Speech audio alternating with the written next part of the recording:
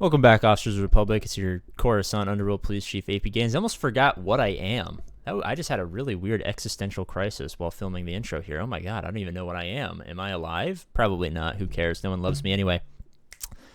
Galaxy of Heroes. We've been stuffed with Galactic Legends for the past couple of years, and it's been tiresome. I just got my first Galactic Legend if we hop in. And I can finally compete with the people who spent a bunch of money on the game in Squad Arena. Not against these guys because they're a little bit higher level than me.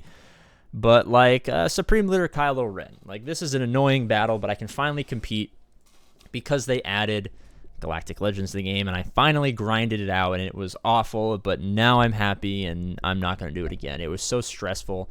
The grind is insane.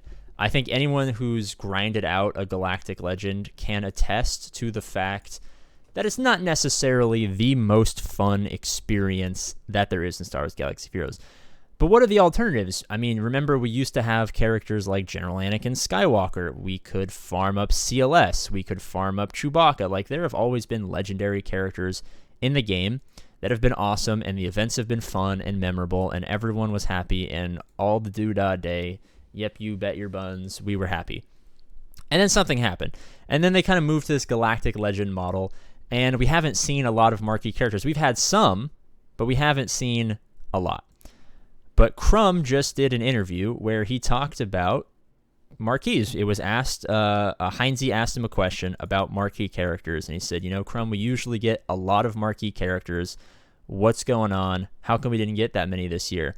And then Crumb said a little sneaky-deaky thing. Crumb was a very sneaky-deaky boy, and he said, well, the year's not over yet. And you guys know that oftentimes he likes to throw us a little bone. He likes to get us excited. He likes to drop a little hint. And what was the hint that he dropped? The year's not over yet. Oh, look at that beautiful alt by Kenobi. So schmexy. The year's not over yet, which means there are a couple of months left. We could be getting new marquee characters. Now, we can only speculate what those characters are. I want you guys to actually do that. What characters would you want? Capital Games watches my videos.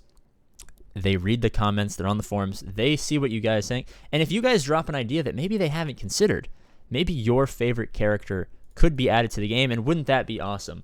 I want Gungans. Are we ever going to get Gungans? No, Crumb said that it wouldn't make sense for that. And that breaks my heart.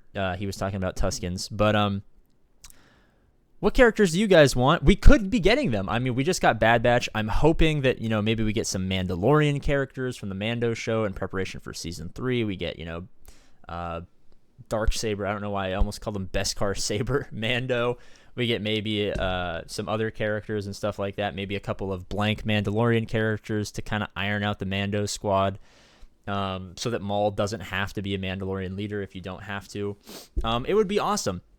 And I think it's fairly safe to say that we're getting new marquee characters by the end of the year. Maybe they overlap into the start of next year. I think we're getting new marquee characters. I just don't know what they would be, because I feel like every marquee character has to have a purpose. Crumb said that characters have to have these purposes so that it makes sense to bring them into the game. When he talked about Tuskens, he said, well, are we going to fill out a Tusken squad? Maybe at some point. Maybe we'll have 5 Tuskens in the future at some point. But until we find a point where we can justify them being an important and integral part of the game for a certain reason, that's not going to happen. So maybe you guys think we're getting a new game mode, like we're getting a new territory battle, and then we get marquee characters who end up becoming those legendary characters for that territory battle. Maybe it's an original trilogy one.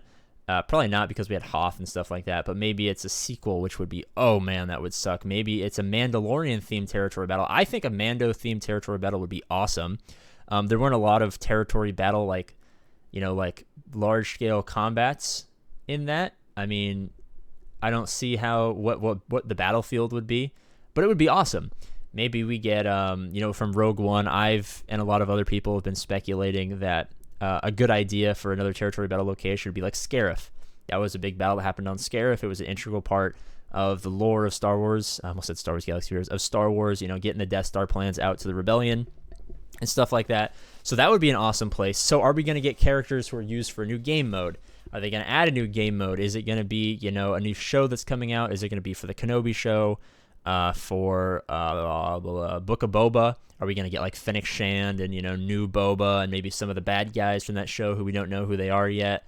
Or are we going to get some side characters, you know, like from Mando, or more clones, or, you know, they're still technically in the Clone Wars, or like the prequel era, Star Wars era. So are we going to get, you know, more 212th to fill out a roster there? And then that becomes kind of Bad Batch-esque. What is it going to be? I want you guys to tell me what you think. I'm excited. I love marquee characters. Now, a lot of people, when marquee characters come out, they're always quick to like, oh, this character sucks. Marquee characters aren't all necessarily going to break the game, especially with Galactic Legends in. You know, all the testing that's going to be done by these testers is going to be done against Galactic Legends. And marquee characters, like imagine if we had more reliable Padme or Traya, or not Traya, but like Padme or Geonosian counters or something like that. Imagine they add a marquee faction that's geared to eventually become a very early game team. Like once it's free to play farmable after the first 3 months, it goes to an early node. And it's 212th, and they do really well against Geonosians. So now that like you don't really have to have that Relic Vader, even though obviously that should be your first Relic in Zeta if you're a new player, but you know, you don't have to have Traya, so you can save Traya for this. So maybe it just gives you more options, more potential for that early to mid game to be spiced up a little bit, because you see the same things over and over again. There's obviously a pattern and a blueprint for what a good roster looks like in the early to mid game, and we oftentimes see those same things over and over again. But if they add more options, you know, more marquee characters to fill out, you know, maybe a new CLS type squad, maybe a new Padme type squad, something like that, and then they culminate like the Mandalorian event did into a legendary event, I think that would be amazing for the health of the game. Those events where you don't have to have Relic 8 characters are so fun. It's so fun to test at that, like, oh, what's the minimum possible way I can unlock this character? Everyone really knew, like, oh, I want C-3PO, and they look up easiest way to unlock C-3PO, and they get that APGAINS video with this classic intro where I say, you know, this is not technically the lowest you can go, but if you don't want to be depressed, this is where I would recommend doing it at. And those videos are fun to make. You guys love watching them, not from me, but like from other people or stuff like that. So I think that would be an awesome way to kind of give back to the little bit community, and especially marquee characters. Guys, I don't know if you know this, to max out a marquee character, it takes like $300 to $500 depending on your RNG to max out. I'd say probably on average $300 to get a 7-star marquee character, and then, you know, a couple $100 to get them up to relics if you don't already have the gear hoarded.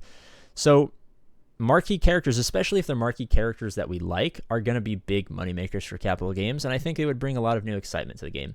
So I'm going to get out of here. If you guys want to subscribe, I've talked at length about if we get 10,000 subscribers by the end of September, we'll eat the world's hottest chip on our Slave Leia cosplay for Halloween. If you guys want to check that out, that would be awesome.